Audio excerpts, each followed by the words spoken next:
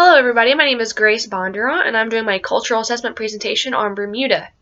I chose to do the presentation in this format because I prefer a face-to-face kind of interaction. I feel like it's more personal, and also I'm not super technologically savvy, so I wasn't sure exactly how to do a voiceover with PowerPoint, all of that, and I feel like this is just kind of different from a typical boring PowerPoint.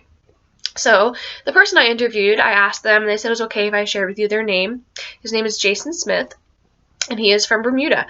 I chose to do Bermuda because I have a lot of friends from Bermuda, and I never really thought much about their culture.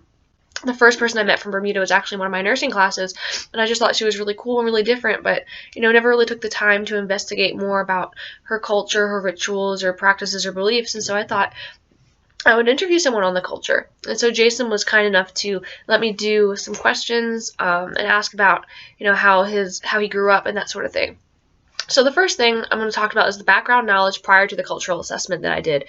Well, the cultural assessment consisted of asking lots of different questions about his beliefs, different customs that he grew up with, beliefs about the family and marriage and all different sorts of aspects of life. Honestly, I didn't know much about the Bermudian culture before I did this cultural assessment. I pretty much feel like one of those ignorant Americans who, only hear about things through the media. So really all I knew about Bermuda was, I've heard of the Bermuda Triangle and, Bermuda shorts, but other than that, I really didn't know much of anything. So this was a really good learning experience for me doing this during this project. The next thing I'm going to talk about is the biblical principle that I could use to apply to learning more about this culture. In the Bible, we read about Paul, who was taking the gospel of Jesus to lots of different areas around the world, lots of different cultures.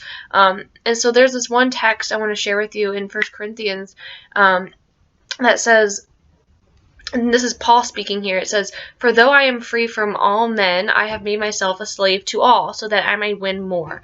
To the Jews I become as a Jew, so that I might win Jews. To those who are under the law, as under the law, though not myself being under the law, so that I might win those who are under the law. To those who are without the law, I become as without the law, though not being without the law of God, but under the law of Christ, so that I might win those who are without the law." And that's basically a lot of words. Basically, Paul is saying, in essence, when in Rome, do as the Romans. He became as a Jew when he was around Jews, and he became as someone without the law when he was around people who didn't have the law. So that basically he was taking on their culture so that he could relate to them. And I think this is really important as nurses because, as nurses we have the opportunity to reach people who are in a vulnerable situation, and we're trying to, bring them not just physical healing but spiritual healing or acceptance or whatever it is they may need. And so it's good to take this text as a real key kind of example of how to relate to people, and as much as possible relate to them on their level, as long as it doesn't require compromise of morals or ethics. In little things like just how you talk or how you dress or what you eat, in those sort of ways we can make compromises and act like them in order to be on the same page with them. And that reference was 1 Corinthians 9, verse 19 through 21. And I just thought that was a really good biblical principle or text which applies just not to just this culture, but to every culture, really. The next thing I want to talk about is some surprising information. Some surprising information about this culture is just the really interesting way that their culture is made up, what the people are. They have really strong European and African roots, and just how they manage to blend them and become one and interact and basically identify themselves with both is just really interesting. The Bermudians get their love of protocol and etiquette and formality from the European side, while they have their rituals and cultural dances and dress from their African roots. One of the African dances that they celebrate is called the Gombe, which is one of these really cool festival dances that they have that Jason, the guy I interviewed, was telling me about. Something else that was surprising to me was he said in recent times something kind of new and modern in Bermuda is how the kind of Bermudian look is starting to change due to a lot of intermarrying with the Filipino women who are coming down there. So even what the typical Bermudian look looks like is starting to change, which I thought was interesting and surprising. Next, I'm going to talk about some of their cultural practices and rituals.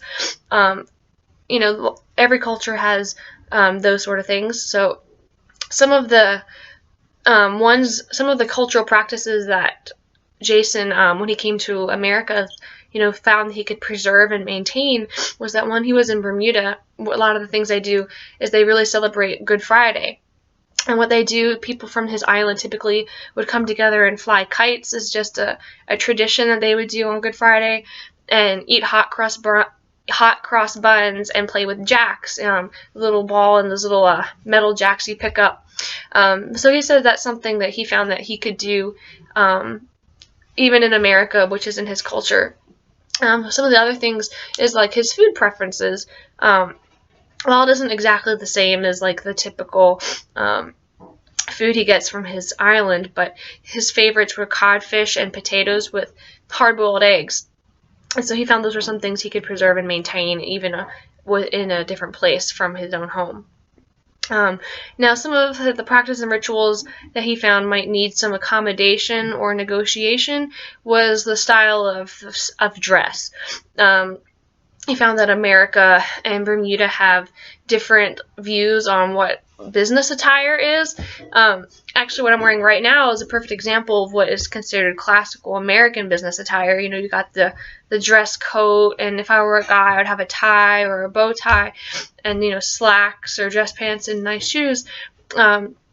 But for the Bermudians, what's considered dressy is, wearing the classical Bermuda shorts with knee-high socks and, dress shoes with maybe a blazer, but nothing like the suit coats and like the button-up shirts and everything in the collar. And so one of the things that might need a little bit of negotiation or accommodation is from both ends, really. For the American side to not view Bermudians as sloppy or not caring about looking professional, and realizing that this is dressed up for them and this is them caring. And the different weather and the different culture might cater more towards wearing that versus wearing a restrictive button-up shirt. And just for the Bermudians to not think that the Americans are stuck up or that they're judging them or viewing them harshly for dressing differently. So now I'm going to move on and start talking about some of the interventions, primary, secondary, and tertiary interventions, which have to do with some of their health risks that they have as a culture.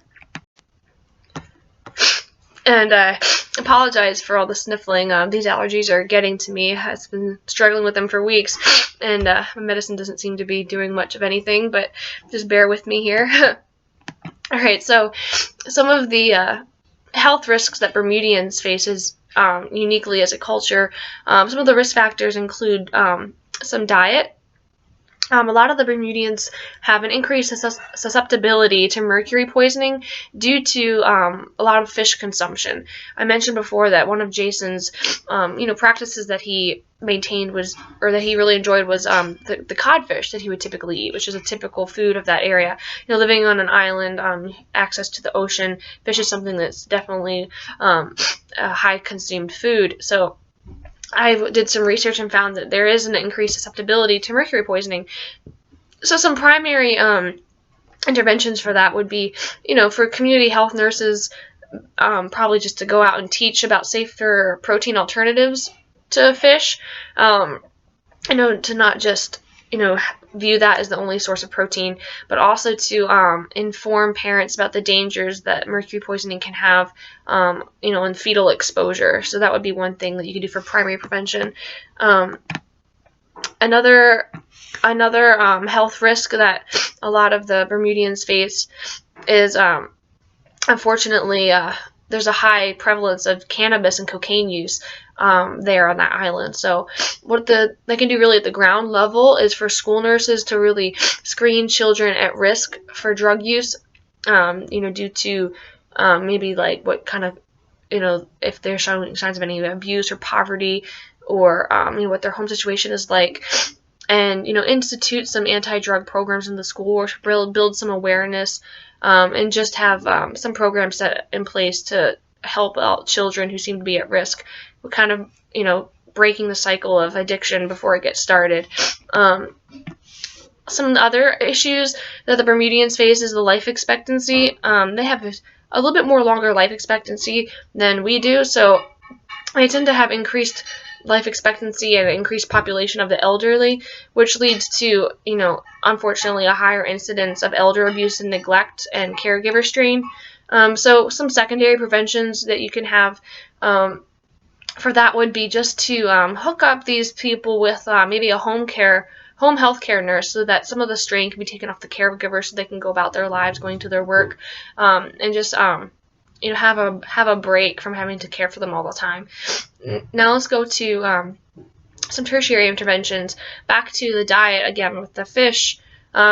Sometimes, unfortunately, there are long-term consequences to the mercury poisoning. So what nurses can do is teach individuals how to manage some of the mercury poisoning, but also how to deal with Young syndrome, which is a long-term consequence, unfortunately, of childhood mercury exposure. Also, some tertiary preventions for elderly patients who may or may not be able to have a caregiver in the home is to teach them how to perform ADLs, or activities of daily life, without the help of a caregiver there, so that they can learn to start caring for themselves more and not have such a strain on the caregiver at home there.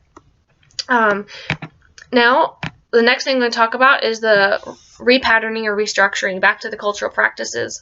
Not all practices from each culture, unfortunately, can be adopted into every culture because of just differences. And one of the things that Jason was sharing with me that didn't really blend so well in the two cultures was that in Bermuda they're very formal, and they have a lot of protocols and etiquette, which I feel like the American people have lost. We don't really have so much of those polite and manners that we used to from like Britain and Europe and all that sort of stuff anymore. But like, for example, in America, it's perfectly normal for someone driving in their car to roll down their window and shout out to a person walking down the street that you've never met before, don't know, completely stranger, like, hey, is there a gas station anywhere? And them to be like, oh yeah, down the road to the left.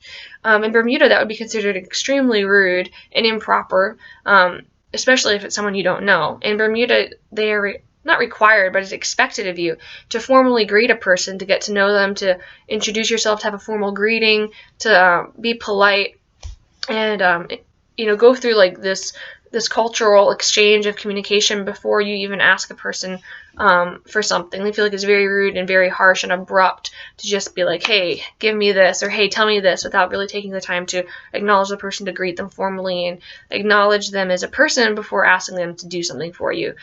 So that sort of thing might need some repatterning or restructuring, both on the Bermudian and the American side, for the Americans to realize, this is them showing respect and deference for you, and not to think they're just being unnecessarily taking too long to get to the point. And for Bermudians to realize, Americans aren't trying to be rude, this is just how it is, and to not be offended unnecessarily by their more abrupt attitude. So the next thing I'm going to talk about is the impact that this interview and this assessment has had on me personally. The question I was asked is, how has my assumptions, bias, or stereotypes about this culture been changed? And this is something that nobody really likes to talk about, because no one likes to talk about being biased or having stereotypes. But I'll be honest, I guess when I thought of Islanders as a whole, the typical thing pops into my mind. Some person very phlegmatic, lackadaisical, kind of chilling, not really worried about being on time per se, and then, it's silly, but I think of someone, I guess, a palm tree playing a ukulele or something, which is completely unfair, because I know a lot of people from America that, are never on time. And, it's funny because Jason, who I interviewed, seems to be very choleric, very organized, very structured, always early, not laid back and lackadaisical at all, but very structured and organized. And so that was something that I realized that wasn't fair, to view all Islanders as kind of just like barefoot drinking from a coconut and just kind of living life without a plan or a goal. And so that's kind of something I realized wasn't a good stereotype to have. And I can blame the media a little bit for that, but also just my ignorance of, really looking into the culture and seeing what it's really about and viewing people as an individual rather than, as a whole. So wrapping it up here, some of the ways I can apply this to my nursing practice. I'm really glad I got to do this assessment because it made me realize that people are all different and there's different ways to relate to people. As I get to know people and as I relate to patients, I would want to avoid any barriers or obstacles between me and them as possible. There's already the barrier of them being sick and me trying to care for them and me being the nurse in position of authority and them being dependent upon me to take care of their immediate physical needs and not sure if they can trust me. So just to avoid as much of that as possible. If I ever did run into a Bermudian patient, I would know better how to relate to them. And, if I were to meet a Bermudian patient before this assessment, I might just go in there and start talking about their plan of care. And if the family was there, they might feel very offended that I didn't take the time to introduce myself and get to know them and, acknowledge their presence, and I would never want them to think that I was just being rude or didn't care, because that's not my intention at all. So knowing this, I feel like I'd be more prepared to go in there, greet them formally, make them feel welcomed and appreciated. Also, knowing their culture, I could, maybe help them out with their some food preferences. A lot of times people feel like the hospital is a very strange place and nothing's familiar. So even something simple like having something to eat that reminds you of home or something that's familiar is often a nice thing to do. I feel like the more I learn about cultures, the more I'm able to make conversation that make people feel more at home. So if the patient is sad or depressed or you're just feeling anxious, I feel like I can ask them about, hey, I learned something about, your island. I wonder if you can tell me more about it. Like, tell me about the gombe, the African cultural dance, or tell me more about, what you do on Good Friday with the cultural practices and the flying the kites. Tell me about that. Get them talking about what's familiar to them, make them feel like I'm interested in who they are. So that sort of thing would be how I would institute and apply these things to my nursing practice. I just want to thank you again for taking the time to listen to my presentation. I hope you enjoyed it and learned something. I will be including my references at the bottom of this video in the comment section and the description. So feel free to take a look at those at your convenience and when you have the time to. Thank you again. Hope you have a great day.